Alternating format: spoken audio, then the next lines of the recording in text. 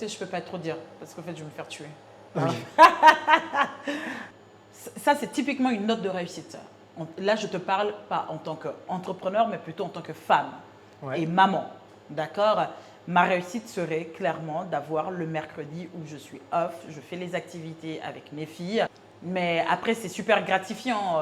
Je pense que l'énergie que j'ai aujourd'hui à mettre dans Cooms, je l'aurais peut-être pas eu ou je l'aurais pas eu de la même manière que celle que j'ai aujourd'hui sur la maternité. Il faut s'accrocher, d'autant plus qu'on est vraiment un produit purement visuel, Ouais. purement marketing. Nous, c'est TikTok, nous, c'est Instagram, c'est Snapchat.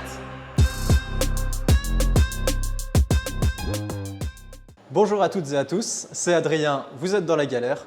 On se retrouve pour une nouvelle série d'interviews en partenariat avec le média étudiant Innovation Time. Donc merci d'être là derrière les caméras pour me donner un coup de main technique et à la réalisation. Et aujourd'hui, j'ai le plaisir d'interviewer Annick. Voilà, merci d'être là. Merci à toi pour l'invitation. Merci. J'ai eu l'impression de manger ton nom, mais, mais ça, ouais. Du coup, je te dis Annick Mokoy. Ouais. Je me présente, je m'appelle Annick Mokoy et je suis la cofondatrice de Coms Cookies. Nous avons pour vocation de fabriquer les meilleurs cookies du pays. Ça paraît un peu insolent, mais qu'est-ce que c'est chouette. Du coup, tu t'es présenté par ton nom. Est-ce que tu peux nous donner ton âge ou c'est top secret? Non, j'ai déjà 2 enfants, je pense que je n'ai pas besoin de dire mon âge. C'est déjà assez tragique comme ça. Non, j'ai 37 ans. Super, ouais, c'est inspirant. Est-ce que tu peux revenir sur les études que tu as fait? Quel est le plus haut niveau d'études que tu as acquis? Ok, donc j'ai fait design entre Lausanne et Genève. Et puis après, j'ai fini, là j'ai mon bachelor quand même. Et puis après, j'ai voulu faire entrepreneuriat, mais j'avais envie de lancer ma boîte. Voilà, c'est mieux. Donc je recommence le truc. Donc à l'école à Genève, c'est ça? Oui. En Suisse. À Lausanne et Genève, entre Lausanne et Genève, ouais, en Suisse. C'était des universités ou c'était des écoles privées? Des écoles privées. D'accord. Et est-ce que tu peux nous dire pourquoi tu as choisi une école privée plutôt que l'université? Parce que au fait, je ne savais pas trop, ce que j'avais envie et j'ai butiné comme ça. Puis au moment où j'ai voulu faire mon master en entrepreneuriat à HEC Lausanne, j'avais déjà un projet en tête et j'étais déjà partie pour le créer. Malgré que j'avais fait mon inscription, mon admission a été tout bon, j'ai plus eu envie. Et du coup, j'ai préféré directement lancer mon premier projet. Ok, donc tu en as déjà brièvement parlé, mais du coup aujourd'hui c'est quoi ton métier concrètement? Moi aujourd'hui je suis spécialiste en marketing et parce que au fait ce que j'ai appris à faire c'est que durant mes études en design, j'ai appris à aiguiser mon regard, mon œil sur l'objet, comment le commercialiser, comment en parler, créer toute une storytelling autour. Et aujourd'hui, au fait, en plus de toutes les connaissances que j'ai apprises avec l'expérience que j'ai acquis justement pendant ces longues années d'entrepreneuriat, aujourd'hui, je pense clairement être une spécialiste en marketing. D'où les projets, j'arrive à avoir une vision 360 dessus de comment est-ce qu'il va être commercialisé. Oui. Aujourd'hui, tu travailles à Cooms, donc. Oui. C'est quoi ta position dans l'entreprise? Ma position, c'est que je suis cofondatrice de Cooms et au fait, là, Cooms, c'est une fabrique à cookies. Cette fabrique à cookies, pour qu'elle existe, il te faut du marketing. Il te faut, après les recettes, il te faut du marketing, il ne te faut que du marketing. Donc, moi, mon rôle aujourd'hui, c'est être cofondatrice, CFO, CEO. COO, c'est ça? CEO? Non, CEO. Ok. Et celle qui décide de toutes les directions qu'on va prendre, les directives qu'on va prendre en marketing et tout ça. Je vérifie juste. Eh bien, la lumière bleue, oui, que ça enregistre bien le son. J'ai eu un petit doute. Et donc, quand est-ce que vous avez commencé cette aventure avec Coms? Du coup, j'ai mal prononcé la première fois. Ouais, c'est pas grave. Au fait, tu le prononces comme tu veux. C'est Coms, Cooms, tant que tu l'écris juste, ça va bien en fait, hein. Et au fait, ça a commencé à notre retour de Kinshasa. Donc, on était en déplacement avec le papa de mes filles et moi-même à Kinshasa, mes origines. On était censé y rester 5 ans. Malheureusement, le Covid est arrivé et l'ambassadrice nous a quand même préconisé de revenir, ce qu'on a fait parce qu'on avait 2 petites filles et on ne pouvait pas prendre le risque. Le monde aille mal et puis que nous, on se retrouve là-bas enfermés. Donc, notre retour en Suisse, au fait, moi, ça a toujours été un business model que j'avais envie de tester parce qu'au fait, quand tu voyages Londres, New York, Chicago, il y avait la queue pour tous les kiosques à cookies. Il y avait en permanence la queue. Et c'est super intéressant de se dire, ah, on fait la queue pour acheter des biscuits. Et pourquoi donc? Et ben, j'ai fait la queue, j'ai acheté des biscuits et je les ai goûtés. Et en effet, c'est une expérience assez sympathique de pouvoir manger un cookies qui sort du four avec l'odeur très cocooning, très réconfortant. Et là, je me suis dit, bah, tiens, pourquoi est-ce qu'on n'en a pas en Suisse?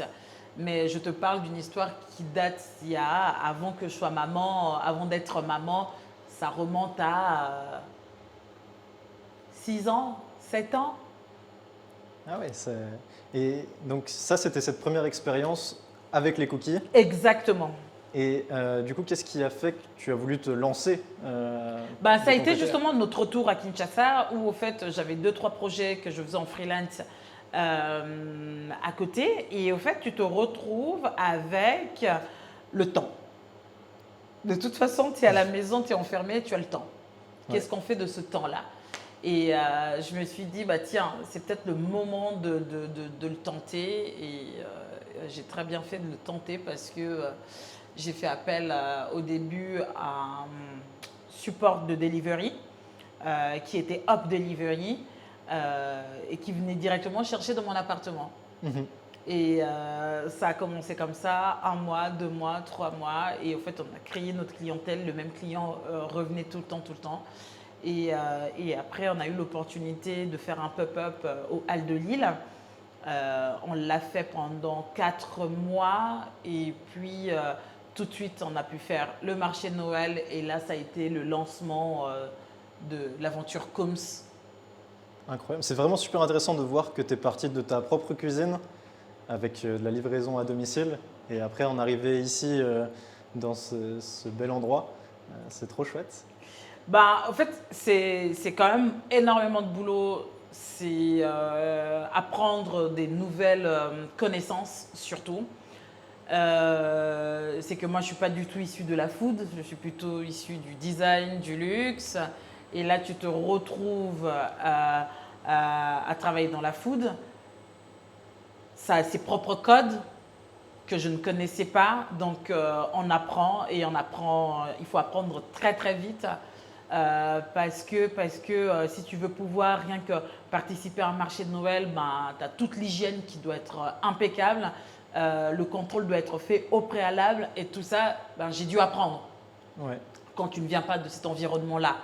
Et c'est vrai qu'on a eu une chance qui a été assez incroyable. On a répondu à un besoin qui était là parce que apparemment, dès notre première sortie, le client a répondu présent. Ouais.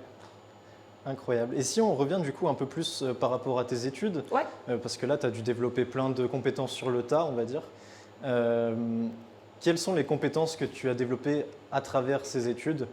En fait, ce que j'ai vraiment développé à travers mes études, c'est d'être structuré dans la tête, de savoir mener un projet de A à Z dans la tête, tu vois, de pouvoir je pense que vraiment que fondamentalement que ce que je fais est à la portée de tout le monde, sauf qu'il faut savoir analyser son marché, savoir l'observer, savoir bouger avec, savoir évoluer avec Et ça a été justement mon passage à la aide, à l'école et tout ça, quoi. Ouais. Et donc ça, tu as déjà fait un petit peu un lien avec l'entrepreneuriat sur ces compétences-là. Il y a, pour toi, c'est quoi les compétences vraiment essentielles à un entrepreneur? Donc peut-être celles que tu as déjà mentionnées et d'autres? La motivation, la persévérance, la résilience. Ouais. Non, mais je pense vraiment au fait qu'il n'y a pas un profil type d'entrepreneur. Après, moi, je pense qu'il y a une prédisposition que l'on a. Entreprendre, on a ce truc qui nous pique un peu des doigts comme ça, créer, expérimenter. Ça nous appelle. C'est un appel. Moi, je suis maman, figure-toi que je suis maman de 2 filles. D'accord? Entre Dalia et Isia, Dalia est beaucoup plus posée, littéraire. Elle comprend l'environnement dans lequel elle est et elle va remplir ces cases-là. Et puis, tu as Isia qui expérimente en permanence. Elle butine.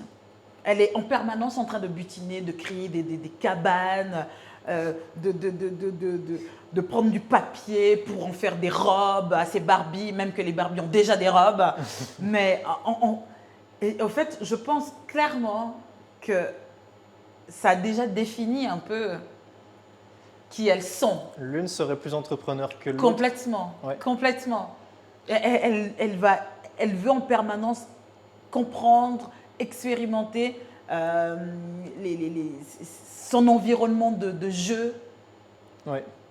d'études, ce que C'est Dalia n'est pas. c'est super intéressant de faire la comparaison dès l'enfance. Complètement. Et donc, on s'éloigne peut-être un tout petit peu du sujet, mais tu penses qu'il faut les inciter, surtout celles qui a le profil plutôt entrepreneuse. Est-ce que tu l'inciterais à aller faire des études? Pour quelles raisons? Bah, de toute façon, moi, je me dois, en ayant des parents polytechniciens, des parents qui ont un environnement, qui ont fait des études, moi-même et en ont fait, de toute façon, je vais les pousser à faire des études. Et après, c'est de respecter justement le profil de chacune, tout en aiguillant quand même, en influençant un peu ses décisions, si on veut. C'est clair. Tu as déjà une idée de comment tu veux l'influencer? Par exemple, pour celle qui serait plutôt entrepreneuse, tu penses que c'est quoi les meilleures études pour elle? Enfin, c'est peut-être tôt, mais C'est très tôt, ça je ne sais pas, mais je sais clair et net que je pousserais plutôt à faire qu'elle fasse des études un peu plus génériques, l'école hôtelière à Lausanne, le PFL, histoire d'avoir une base un peu plus générale et après elle ira orienter selon ses envies. Oui, bien sûr. Mais je partirais sur quelque chose de plus générique. Ce qui ne me surprendrait pas plutôt de Daléa qui fera plutôt, qui me dira maman je veux faire droit, je veux faire médecine. Ouais. Ça me surprendra ainsi dire pas du tout. Ouais, d'accord. Et si on en revient un petit peu à toi, du coup, est-ce que tu as déjà suivi un cours d'entrepreneuriat à proprement parler? Non, Non? non. Pourquoi? Parce que au fait, j'ai une curiosité intellectuelle qui a toujours été là, qui est mon mantra. Je me lève le matin, j'ai cette curiosité de comprendre ce qui se passe autour de moi. Dès le moment où j'éprouve de la curiosité, je me dois d'aller jusqu'au bout. D'accord? Et au fait, par ça, je me suis toujours, j'ai toujours été fouiller, chercher, comprendre et m'éduquer comme ça, en fait. Et je pense vraiment que l'entrepreneuriat, il n'y a pas d'études pour être entrepreneur. Je pense que tu l'es ou tu ne l'es pas. Tu as envie, tu n'as pas envie. C'est comme dans tout aujourd'hui. Tu as envie d'apprendre, bah, tu vas apprendre. C'est super intéressant parce que du coup, pour ma prochaine question, qui était, est-ce que là où tu en es, donc avec déjà un petit succès, on reviendra sur la question du succès juste après, mais est-ce que tu referais des études au stade où tu en es maintenant, si c'était à refaire? Ben, écoute, figure-toi qu'il y a un CAS à HEC Lausanne qui m'a beaucoup intéressée en marketing que j'aurais voulu faire, mais juste pour le fun. Ok. Clairement, c'est juste pour le fun. De valider un peu toutes les connaissances que j'ai acquises pendant ces années, au fait. Ouais. Mais non, non. Et à refaire, je pense que je serais directement partie faire des études en marketing, mais à Singapour ou Madrid Ah ouais? ou New York. Ouais. Pas la Suisse. Pas forcément en marketing, non. Ah ouais. Ouais. L'ouverture, cette ouverture, au fait, l'approche du marketing, la relation du marketing à un produit, on n'est pas forcément les plus avancés, selon moi. Hein, Bien sûr, c'est toujours très subjectif, mais c'est super intéressant d'avoir ton. Au fait, quand je discute un peu avec mes amis un peu partout, qui sont un peu partout dans le monde, qui sont des spécialistes en marketing, au fait, elles ont vraiment une longueur d'avance sur la façon dont ils analysent le marché, ils vont exécuter les projets. Ils sont capables de travailler sur tellement de projets en même temps, tout en gardant cette file conductrice que je trouve très sympa. Ouais. Ouais. Moi, je veux travailler, je veux pouvoir, par exemple, actuellement, je travaille sur 5 projets en même temps. On a une nouvelle marque qui va être dévoilée. On a le marché de Noël qu'on doit préparer, Lausanne et Berne. On a nos propres coffrets de Noël qu'on est en train de mettre en place. Il faut s'accrocher. Bah oui, j'en doute pas. Il faut s'accrocher, d'autant plus qu'on est vraiment un produit purement visuel, purement marketing. Nous, c'est TikTok, nous, c'est Instagram, c'est Snapchat. Donc, au fait de pouvoir survoler les connaissances, pour pouvoir survoler en permanence les demandes de tous ces supports, tout en gardant notre ligne directrice et nos objectifs, parce que moi, en plus de ça, j'ai l'objectif financier. C'est assez prenant. D'accord. Et tout ça, ça nous amène à une grande question. On a évoqué brièvement tout à l'heure. En off-caméra, tu m'as mentionné un palier très important que vous avez franchi il n'y a pas longtemps en termes de chiffre d'affaires. Donc je ne voulais pas donner, je ne sais pas si tu es transparente. Oui, moi je suis assez transparente. Donc vous avez passé le million de chiffre d'affaires. C'est une belle étape, mais est-ce que tu te considères comme ayant du succès du coup? Quelle est ta définition du succès? Moi, la définition du succès, je pense que c'est quand tu as une très belle trésorerie. Je suis en plein dedans où en fait, on est vraiment dans la guerre de nerfs de la trésorerie. En fait. Nous, typiquement, une période comme celle-ci, on a en stock 60 000 cookies. Et c'est énorme. Beaucoup. Et c'est beaucoup, beaucoup, beaucoup d'argent. Donc, au fait, une société comme Cooms, elle est saine, elle est très, elle marche bien, elle rencontre plutôt un bon succès. Mais au fait, moi, ma définition du succès, c'est vraiment quand on arrive à stabiliser sa société, où on a un peu moins de stress par rapport à la trésorerie. Et aujourd'hui, moi, j'estime qu'on a trop de stress par rapport à notre trésorerie. Donc, suivant cette définition, tu n'aurais pas encore vraiment rencontré le succès, c'est ça? Non, oui. Suivant la définition que je viens de te donner, non, on n'a encore pas rencontré le succès. Même qu'on emploie 6 personnes, on est une société plutôt saine. D'accord. D'accord. On n'a pas de facture ouverte, on est plutôt sain. Mais il y a vraiment cette note de... peut-être que c'est des angoisses. J'en parle à un ami qui s'appelle Antoine et avec qui j'ai changé énormément justement sur Coms, dans le but qu'il rejoigne la société à un certain moment donné. Il me dit c'est normal, mais moi à mon niveau c'est pas normal de faire autant de chiffre d'affaires et au fait en trésorerie être ouais, ok, donc c'est très rattaché à cette notion monétaire du coup au final. Complètement. Après, je sais que quand on en a parlé au téléphone la dernière fois, tu m'as aussi mentionné l'équilibre avec la famille. Et complètement. Que tu trouvais, Oui, alors moi la réussite, c'est vrai que la réussite, c'est mon équilibre familial. En tant que maman, j'aime énormément ce que je fais, j'aime énormément ce que ça m'apporte. Mais la réussite pour moi, il y a une note aussi de, par exemple, les mercredis, qui est mon jour avec mes filles. J'aimerais pouvoir ne pas à ouvrir mon ordinateur le matin. Donc, et aujourd'hui, je l'ouvre jusqu'à 11h30 chaque mercredi. C'est vrai que l'année prochaine, ça c'est typiquement une note de réussite. Là, je te parle pas en tant qu'entrepreneur, mais plutôt en tant que femme et maman. D'accord?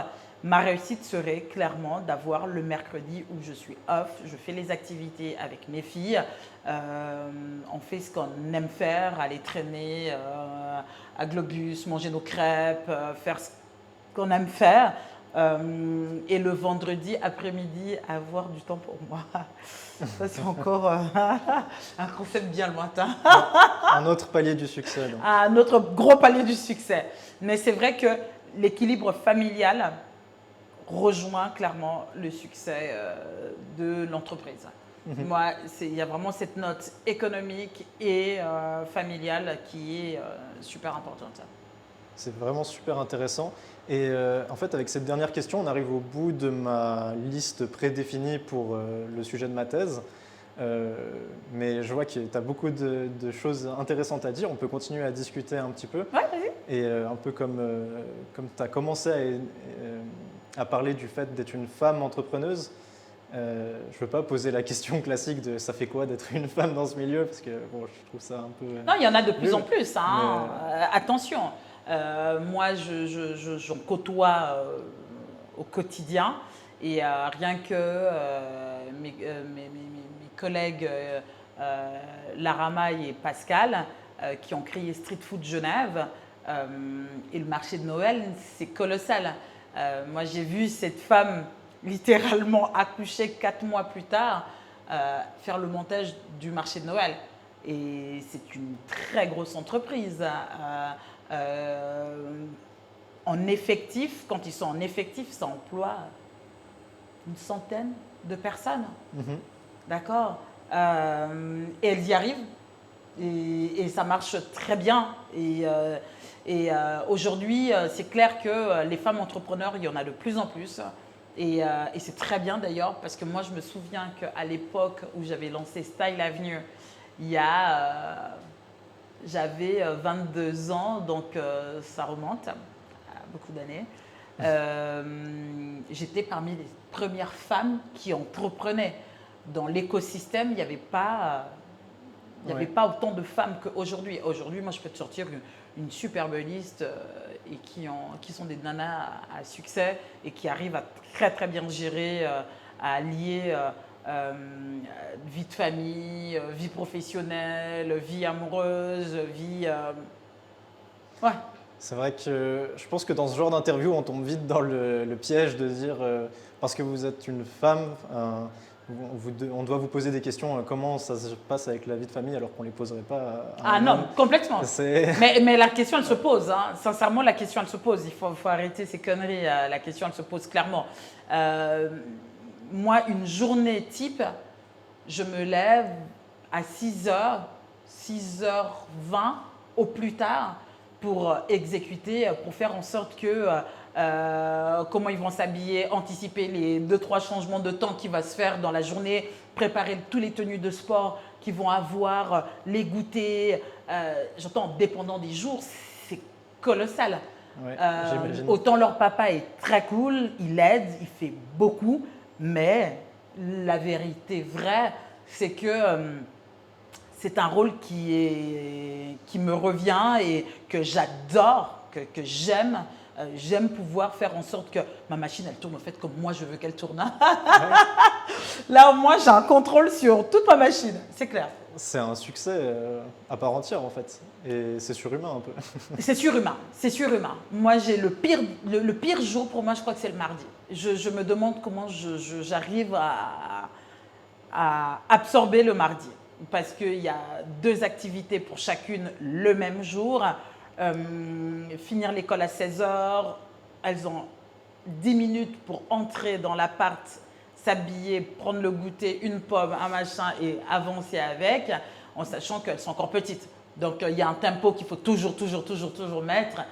C'est clairement surhumain. Et il y a des fois, en fait, tu as juste envie d'être sur ton canapé à ne rien faire, mais ça n'existe pas. J'imagine. Ça n'existe malheureusement pas, ce temps-là. Mais après, c'est super gratifiant. Je pense que l'énergie que j'ai aujourd'hui à mettre dans Coombs, je l'aurais peut-être pas eu, ou je l'aurais pas eu de la même manière que celle que j'ai aujourd'hui sur la maternité. Ah ouais, d'accord. Parce que ça vient vraiment en fait te donner de l'énergie tout le temps. Ouais. Tout le temps. Et de la fatigue aussi tout le temps. Oui, j'imagine vraiment. Et peut-être que là, tu m'as parlé de franchisé. Oui. Peut-être qu'à ce moment-là, ça pourra te libérer un peu de temps aussi ou au-delà, en fait, au-delà de se libérer du temps, moi, la note de la franchise, au fait, elle est vraiment sur plus tu grandis, plus tu as du personnel à gérer, plus ton concept évolue. Et la question était, est-ce que moi j'ai envie d'évoluer selon ma croissance? Et au fait, moi la question, je me la suis posée plusieurs fois, j'ai appelé 2-3 amis et tout, avec qui on en a parlé. Et au fait, non, j'ai pas envie de venir changer mon setup de vie au nom que Coombs grandit et grandit et grandit et grandit. Au fait, ça, c'est une réponse que je me suis donnée assez facilement. Non, j'ai pas envie. Je tiens à ma petite vie comme elle est aujourd'hui, avec tous mes paramètres qui marchent plutôt bien. Par exemple, pénétrer la Suisse allemande, ouais. C'est faire un move là-bas, c'est refaire un réseau. C'est comme joindre un autre pays, même si c'est exactement ça. Ouais. C'est de joindre un autre pays. Et est-ce qu'aujourd'hui, moi, j'ai envie de quitter ma vie ici? Non. Clairement, non. D'accord. Mais j'ai besoin d'aller en Suisse allemande. Pourquoi? Parce que la Suisse romande ne représente que 20% de la Suisse. Et que c'est un marché qui aujourd'hui nous demande et on serait bête de ne pas y aller, de ne pas profiter. Oui, c'est clair. Donc la solution pour ça, c'est la franchise. C'est la franchise. Ouais. C'est la franchise. Je pense que c'est l'évolution logique, surtout quand on a une marque avec un marketing poussé comme tu le fais. C'est quelque chose qu'il faut... ça va être ça l'enjeu. L'enjeu de ces 2 prochaines années sera de faire que notre marque soit reconnaissable sans voir la marque, que les produits soient reconnaissables, que notre packaging soit reconnaissable, sans à aucun moment voir la marque. Et ça va être le challenge de ces 2 prochaines années. Mais clairement, la franchise pour nous est un très très gros dossier que l'on va commencer à travailler dès l'année prochaine. Ouais, c'est vraiment inspirant. Et tu parles du fait que c'est reconnaissable. C'est vrai que la première fois qu'on s'est rencontrés, donc c'était à un événement à Genève, oui. Et au tout début, je voyais des personnes sortir avec une boîte blanche et je me disais mais qu'est-ce que c'est? Et au final, une fois qu'on a mis le nom dessus, donc Coombs, c'est vrai qu'on le voit un peu partout et je pense que ça doit être un accomplissement quand on a travaillé sur le marketing et sur ça. Ah non, mais complètement. Et on n'est que dans des premières versions. Donc, il y a les 2e, 3e, 4e versions que l'on doit mettre en place. Et comme je te disais, ça va vraiment être l'enjeu de ces 2 prochaines années qui est de booster un maximum. Aujourd'hui, on est une fabrique à cookies suisse, fabriquée à Genève avec nos valeurs. Des valeurs de chez nous, avec des ingrédients bien sélectionnés. Une fois qu'on a un si joli produit, on a envie de pousser, pousser. Et, tu m'étonnes, ouais, franchement. Aujourd'hui, on pousse. Ouais.